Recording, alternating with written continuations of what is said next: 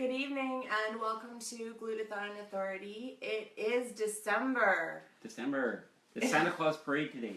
Oh yeah, that's right. I wasn't there, but we also don't know what time of the year it is in Vancouver because we don't exactly have anything to indicate that it's winter outside. Yes. We had a beautiful sunny green day and there were boats out on the water like it was summertime, and the only thing that's going to indicate that it's winter is it's a little bit chilly, just a little bit. That and Santa Claus was making snow as he went down the street today. Yeah, you have to make your own snow in Vancouver. Let's hope.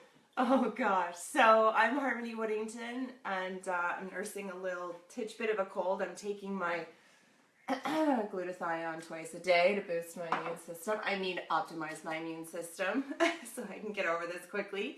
And we have with us Mr. Glutathione Authority, Alan Ogden. What are we going to be talking about today? Well, I thought it'd be really fun. It's December and, winter. People are inside. So I thought it'd be really cool to talk about building our human body. And something called homeostasis. But I didn't want to put that up there because I thought if people read homeostasis, they'd go, Homeo what? Yeah, homeo what? What's that? What's the guy talking about? What does that mean? But it's really how I kind of got to where I am and why I do what I do. This whole idea of our body. So if I didn't do this tonight because it's too dangerous for me to do, but I actually should have a water balloon here. You know, everybody knows what a balloon full of water looks like, right? Yep. So if you think about the human body, essentially we're like that. We're a sack of water. We're about 70% water, depending on our age. And interestingly enough, our head also is a high amount of water, 70+% of water. So you think of this sack of water, and then we want to make it into something, right? So we put structure in it. We put these sticks in it called bones. They're made out of collagen. And then we strap some things on there to make these bones move. We call them muscles. And then we got to fire this thing up. So we got to have something. We call them nerves, but it's actually an electrical system.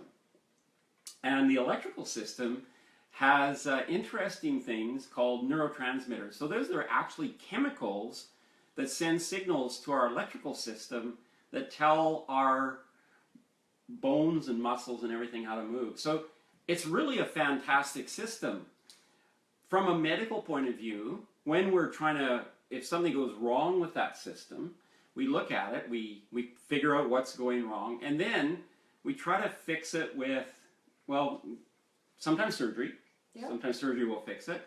But most often, the protocol requires some drug.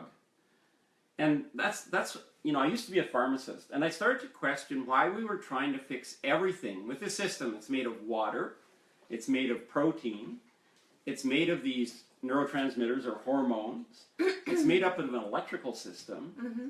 Why we're trying to fix it always with chemicals? Makes no sense. Well, it makes little sense. It makes some sense, but little sense. And so I thought, why wouldn't we, if we're looking at this, if everything's going right, our body likes to maintain what's called homeostasis. And homeostasis is in biology it's a communication, a constant communication between all those systems to try to maintain a balance. Mm-hmm. So if we think about that, our body actually has things about it that become very predictable. For instance, our body temperature. These measurements can become so important, they can be used for deciding what is actually going on or going wrong, or I like the word dis-ease. What's become uneased in the body. Yeah. So it's become dis-eased.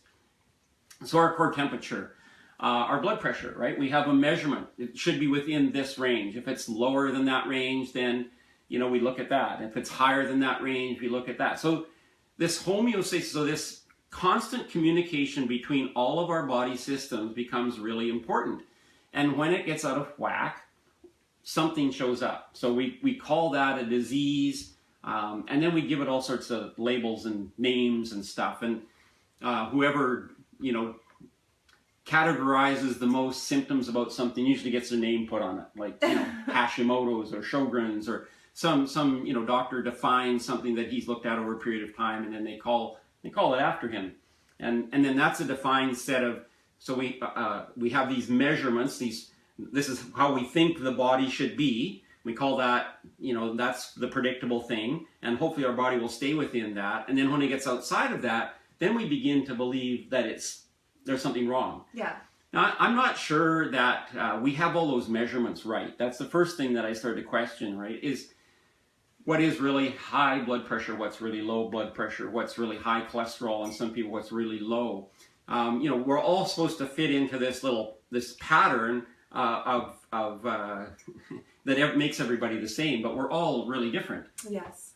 And so that's what I first started to question these things, and then that led me to sort of, well, why, when it comes to repairing the body, when we do know that it's out of balance or it's at dis-ease, then why don't we look at how can we pull that back in? So if we go back to our balloon, we go back to the number one thing that we're made out of is water.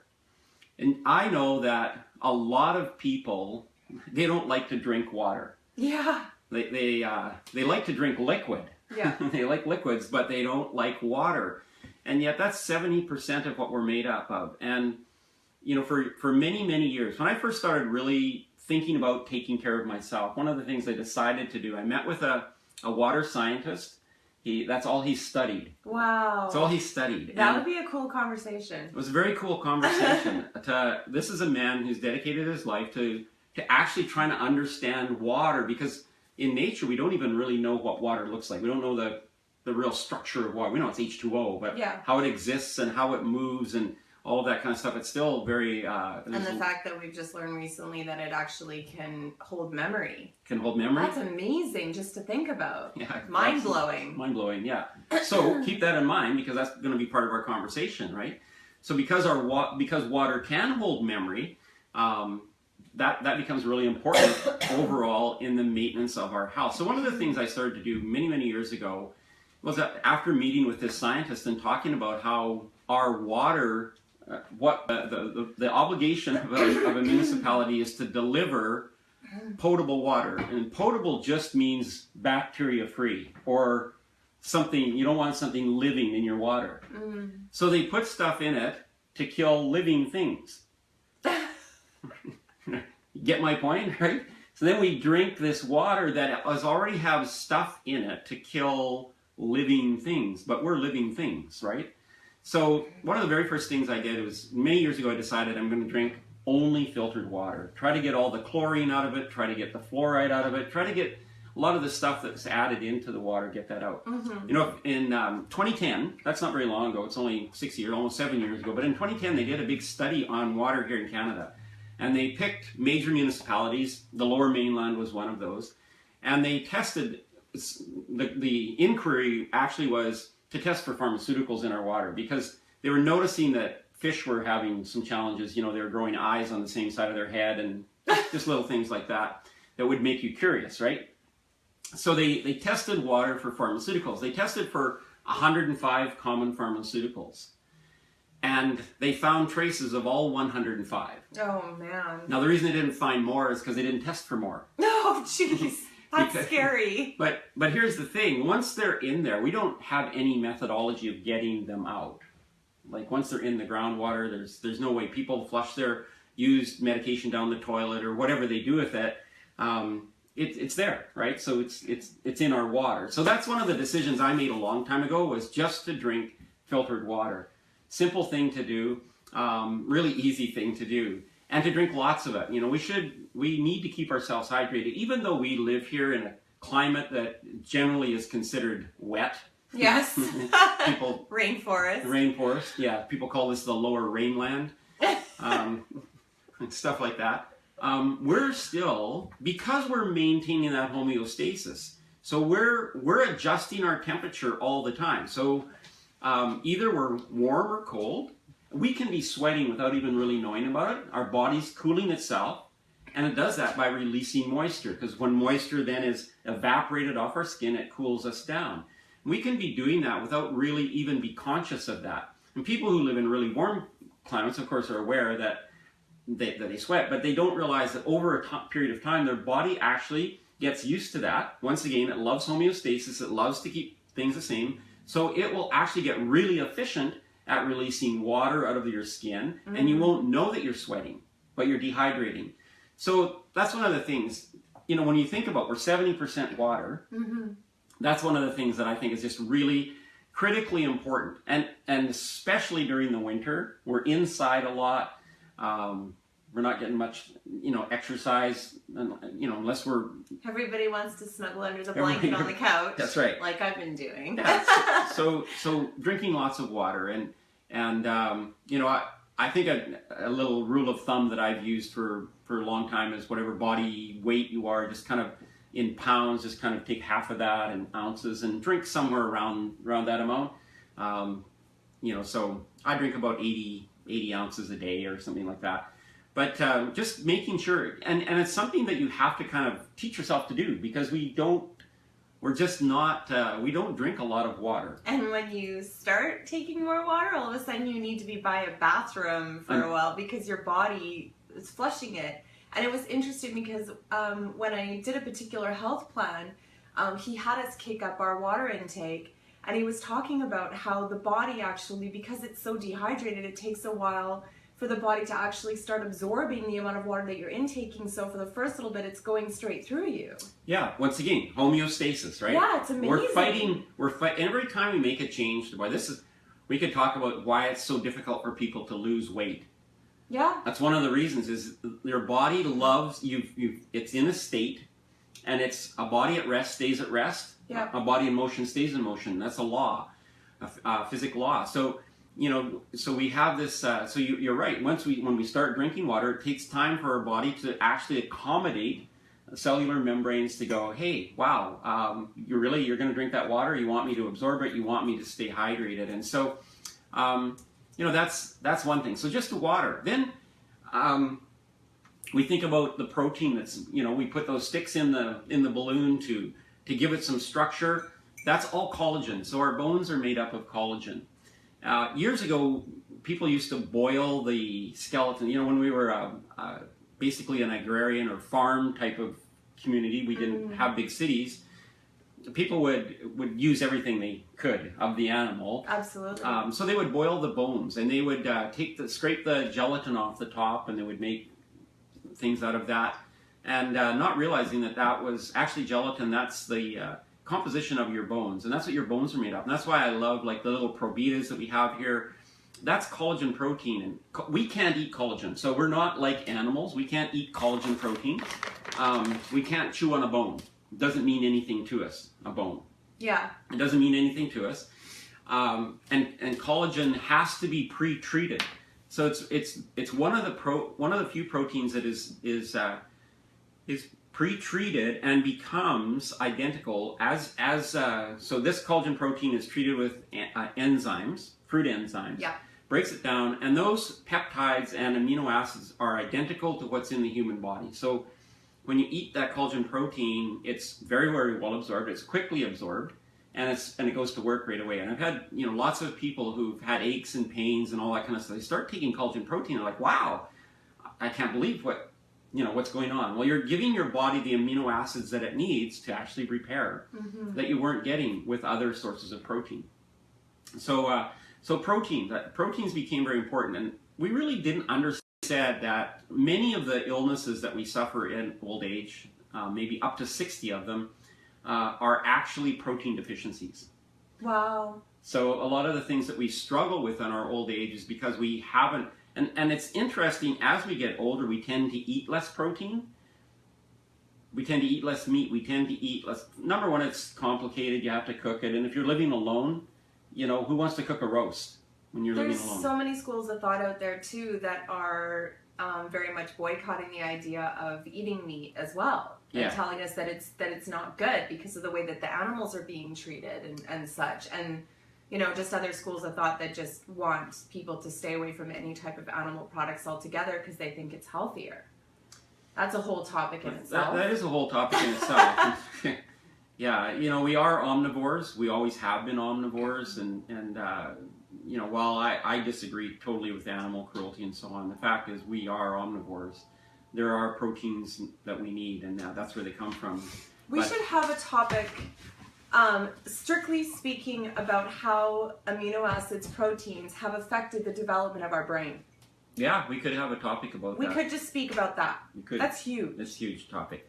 So once again, we go back to this little balloon. So we got good water, right? Filtered water. We're doing filtered water. We're gonna take the chemicals out of there. We're gonna try to get all the stuff that's in our groundwater. Oh, and people that live on farms, they often say to me, "Well, I live on a farm. I have my own well," and that used to be an advantage. Used to be an advantage, but when they were testing groundwater back in 2010, when they were testing water, they actually decided to do a test on groundwater, just in really sort of remote areas where you think it'd be really pure. Yeah. And they found that many of the wells where people were getting water from were equally, if not more, polluted than some of the the city water supplies. So, we're kind of fortunate here. I mean, our water goes in a lake up in the mountains, and it's pretty secluded. But yeah, we get beautiful mountain water. Yeah. So anyway. Did you mention just quickly, I don't remember, and maybe it's because my brain's not clear right now, how much the current recommendation for protein that we should actually be intaking daily is? So this, I didn't mention it yet. Okay. But people ask that question all the time. And so this study that was done in 2013, they had a recommendation. So it's not my recommendation, it's kind of their recommendation. So women need a little less protein than men. Once again, looking at your body weight, the body weight you want to be, not the maybe body weight you are. The body weight you want to be. You would take, so for a guy, it's about 1 gram of protein. So for me, the maximum amount of protein they would recommend that I would eat in a day would be 160 grams. I want to be 160 pounds, 161 pounds. That would be the maximum. So I eat about 80 grams, 80 to 90 grams a day. I think that research to me suggests that we should be eating about a half to maybe 0.8 of a gram of per pound of body weight. So am I looking at just strictly that many grams, or am I looking at what my body's actually absorbing? Well, see, that was the really confusing thing about the study, which is why I think that, and there's going to be further research on this, because they never took into account what kind of protein. It's interesting when you do something in a lab and then you take it out and put it in humans. Again, troublesome. Troublesome, yeah. Right? So, yeah, for sure. So I think that if I was a bodybuilder and doing a bunch of stuff, a gram of protein per pound of body weight would probably be more appropriate. I'm not a bodybuilder. Me neither. I like my curves. We're actually all bodybuilders when you think about it, right? Yeah, we true. are building it. True. And they suggested 0.5 for women, right? As well. So I think 0.5 to 0.8 of your body weight. So half. Yeah, so about half of your body weight in grams a day is really sufficient. And there's another piece of research that's come out recently on that. And see, one of the challenges with protein is the absorption. Exactly. Right? And so proteins absorb at different rates, but not only that, we as individuals, depending on our age, absorb proteins at different rates. So, we average about 10 grams of protein per hour. That's an average. So if we're eating somebody in their prime. Somebody in their prime. So, okay. So the way to get more value from your protein would be actually to take it with a digestive enzyme. And there's a study that just came out recently on that you can up the amount of amino acids made available to your body by over 100%. So doubling it, basically. Wow. By taking an amino acid with your, because we pretty much have to denature all of our protein that we take in order to be able to eat it. Think about all the sources of protein. What's not being denatured and the absorbability being brought down? Everything is hydrolyzed, it's cooked. Yeah, basically. It's exactly. Cooked. Even whey proteins are cooked. Lots of, then there's the people who eat raw, right? The raw community. The raw community. And that's a whole thing in itself, because there are some foods that you literally can't get the nutrition out of unless you heat them. And so that's another topic. But anyway, going back to our balloon. So we've got water, we've got protein, right? We've got, we're going to drink about half of our body weight in water. We're going to eat about that same amount of grams in protein, right? And then I look at the number one thing that keeps us on the planet, which is our immune system. So if there's anything out of order with our body, which we call dis-ease, if there's anything at all out of order, our immune system is out of whack. People ask me all the time, okay, how would I know if I need glutathione, for instance, which is basically our immune system? Yeah. How would I know? Well, if you're feeling anything, if you're feeling at dis-ease about stuff. So even emotional stress. And here's a big thing that people very seldom take into account when they're talking about their body and building their body, is how much. So we have this system where we have the chemicals that tell the electrical system how to work. Yep. Right? So when we when we start flooding our body with those chemicals through stress, we're driving in traffic. Like today, the traffic was terrible after the Santa Claus parade. So while everybody was really happy when Santa was there, an hour and a half later when you're still sitting in your car trying to get somewhere, the glow was gone. Let's just say the glow was gone. Yeah. So that floods this whole unit. And as you said, water has a memory. So Yes. this is probably the most critical thing I'm going to say tonight. We made people wait, 20 minutes to hear it?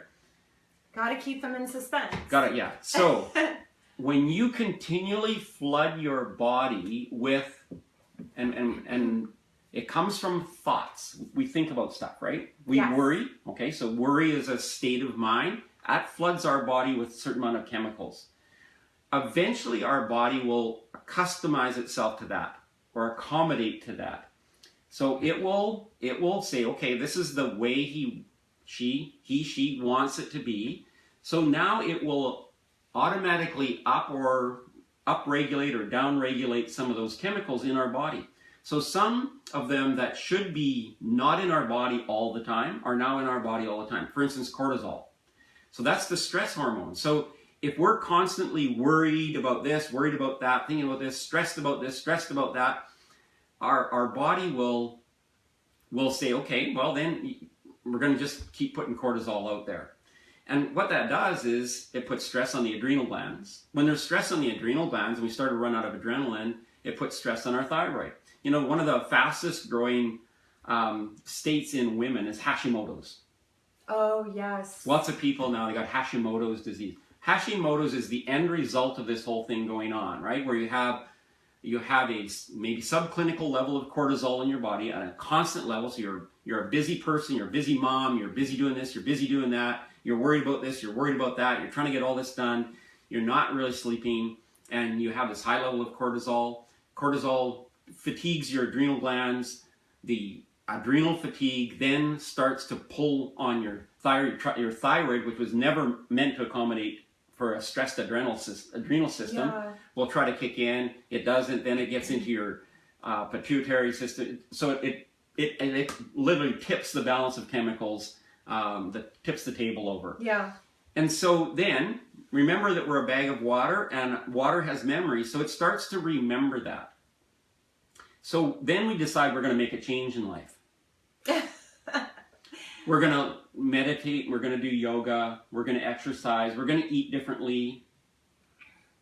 We've forgotten that. We've literally trained this bag of water to be in a different state than what we would call normal. And people go, well, I go to the doctor and I have all these tests done and the tests come back normal. They're within the range, they're within the limits, because all of these numbers have ranges and some can be pretty broad, the ranges. So we're within the normal range, but we still don't feel really good at all. And we wonder, well, what's going on? And what's going on is our body has adapted or accommodated itself to this new, I'm going to call it a reality or state that it's in, where it says, you basically kept me out of balance for so long. That's the new balance. It reminds me of, to interject, when I got into my car accident, and when I was hit, my hips shifted up and back, and the physiotherapist didn't actually see it. And I went to physiotherapy for 6 months, and it wasn't caught. And then 6 months in, I went and saw, kinesiologist.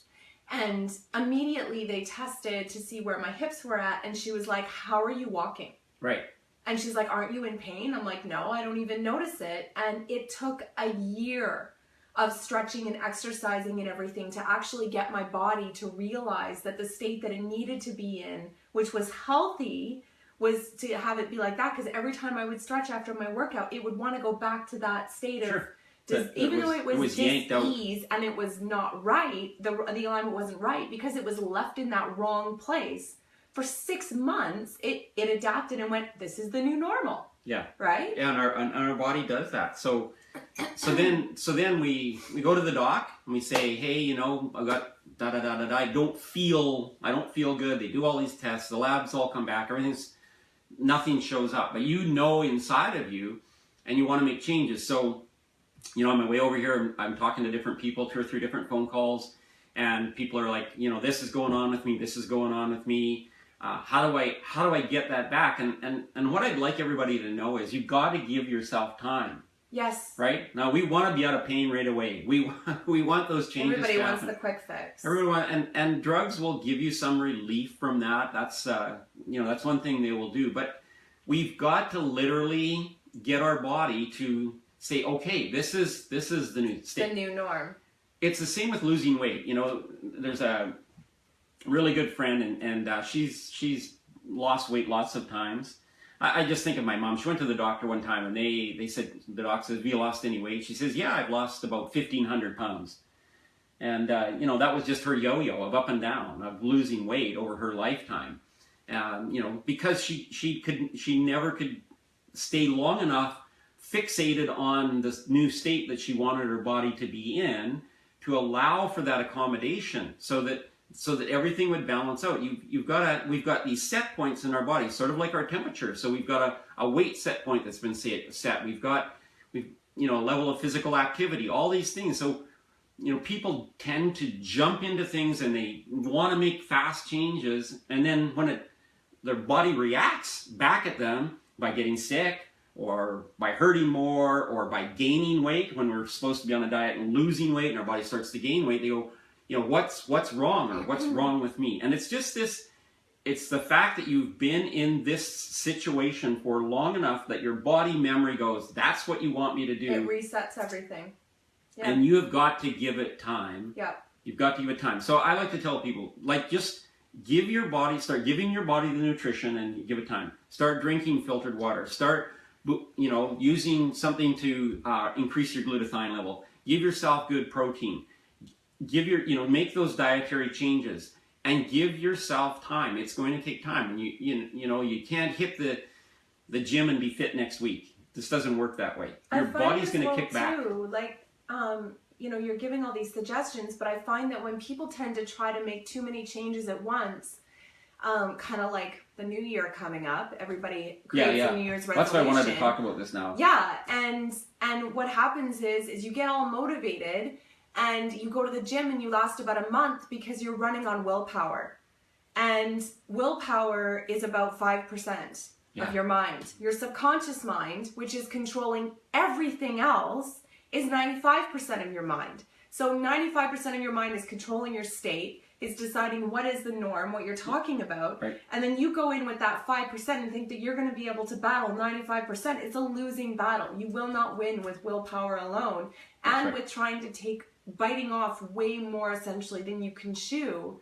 It's really about reprogramming that 95%. Yes. And taking something on more like one thing at a time.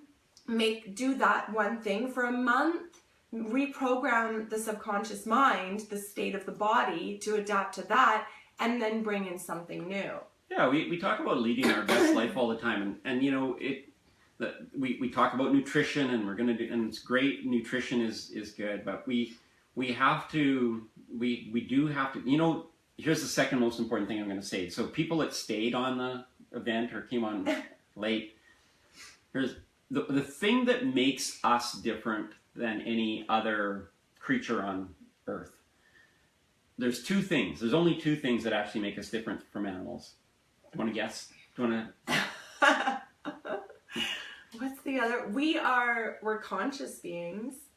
I know that. Well, language is one, right? We have an extensive language as compared to any other creature on Earth. The ability to express things about ourselves and about our environment is different than that comes from consciousness. The other thing is we're the only species that has an imagination. Oh, wow. We're the only species that has an imagination. So when you're talking about changing that, we have to get a new mental picture of ourselves. That is just so critical. Yeah. So our subconscious mind works with images. It works with images. Yeah. So now I'm not, I used to talk about this and people would be like, oh, woohoo, pharmacist, right? You're supposed to be giving me drugs. But the fact is now research is telling us, there's so much research that's telling us that we have to adapt we have to decide, and I like that word, instead of writing out New Year's resolutions, I'm going to do this, I'm going to do that, make decisions. Make decisions about yourself that you can be comfortable with. And when you say to yourself, I'm going to decide to eat better, I'm going to decide to live better, I'm making these decisions, and then just reinforce those decisions on a daily basis. That's the key right there, is that you have to do it daily. You have to. You have to change that. And the only way to, really, you've got 3 ways to reprogram the subconscious mind and to make those decisions become firm. And you've got trauma, you've got authority, and you've got repetition. I'm not playing with trauma. That's not fun. No, it's not right? Fun. And you can use authority, go and see a hypnotherapist and get hypnotized and stuff, right? That's really cool if you find somebody that's reputable and does a really good job. Or repetition. And if you're using repetition, you can write, affirmations and stuff and do that every night before you go to bed within that 30-minute window before you go to sleep. And that's a really effective way to change the subconscious mind. Well, interesting that people will argue that affirmations don't work, but they're using them right now. Yeah, well, if you say they don't work, guess what? But we are. It's like people, here's the thing people don't get. You talk to yourself all the time. As a matter of fact, you can't go 10 seconds without saying something to yourself.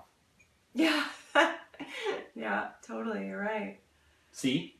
Right? You can't. So we're talking to ourselves all the time. We're creating images in our mind about ourselves. I've said to lots of people, if you had a friend that talked to you like you talk to you, you wouldn't hang around that person. No. Right? So we are affirming all the time about ourselves. I'm clumsy, I'm fat, I'm this, I'm that, I'm ugly. We are affirming all the time. So when people say to me, well, affirmations don't work, yes, they are. That's you, your life. You have affirmed, however you're living, you've affirmed that over and over. What you want and what you don't want. Your body doesn't know. Remember, it's a bag of water, so it doesn't know what's good or bad for it. It just accepts whatever you affirm for it. So anyway, that's really what I want. I want people to understand this homeostatic state so they don't get discouraged, right? You can make changes, and there's lots of new science that's telling us this is ultimately how we get better, how we spontaneously remit disease, how we get new pictures of ourselves in our mind, and our body's homeostatic state can change, and ultimately our health, our life improves. Yeah. So that's my kind of message. I wanted to get that out there before January when people are making a whole bunch of New Year's resolutions. Yes. And help them understand you can achieve that. It's just going to take a little something different than you thought. You got to create this new picture of yourself. You've got to affirm that to yourself. You've got to decide that's the new me. That's what I'm going to... just one more thing before we go here, because I know we're getting on to like 35, 40 minutes. But I was talking to a guy, I think I mentioned this another time, but talking to a guy who's really, really overweight. And I said to him, it'd be really good for you to lose like 70 or 80 pounds. Yeah. And he said to me, well, no one would know me. I'd be so small. Yes. And yeah. No one would recognize him. No one would recognize his sense of identity was in his size. That's who he was. He had adopted that to literally it being his sense of identity. So he's never going to lose weight. No matter how many diets he goes on, he's never going to lose weight because his identity is attached to that. So new pictures, new year coming. I would love to. Are we going to do one more before Christmas, or? Yeah, no, absolutely. I'd love to actually talk New Year's resolutions and maybe changing our decisions and how we can actually effectively use some really powerful tools to change our state. So if you guys are interested in that, give us a shout out, and I'd love to give you some tools That would be absolutely fantastic. Donna Tapp is asking, where do we buy the glutathione? We'll message you after the video is over, and we will connect you with the resources and talk to you about that. Absolutely. Thank you for the shout out, Donna. And we appreciate everyone who has come on this evening. And don't forget to come on and share your questions. We love answering questions live. And anybody that you know that would like to know about how to effectively change their state for the new year, encourage them to come on next time. And we are really, really excited to see you next week, which will be, what's the date? It's the 4th. Next Sunday. Next Sunday, same time. The 11th, December. My cameraman has given me December the 11th, 6 p.m. Pacific Standard Time, same day, same time next week. Yeah, and I think it's really cool because, you know, we say we're Glutathione Authority, but we actually are talking about all aspects of health because we want people to know that we want them to lead their best life. We want them to feel best. We want them to be their best and make 2017 just something that they can only imagine right now. Yeah, perfect. Right. Thank you. Awesome. Thank you everyone for joining us, and we'll see you next week. Take care.